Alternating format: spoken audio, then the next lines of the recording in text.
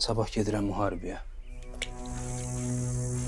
Rayona çatana qədər ancaq müharibə haqqında fikirləşmişəm. Bilirsən nəyə başa düşdüm?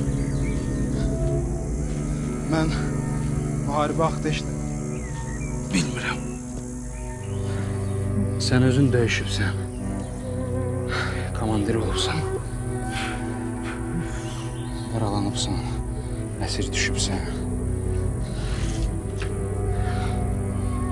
Travma alıbsan. Ama heç vaxt o haqda bizə heç nə danışmamısan, dedə.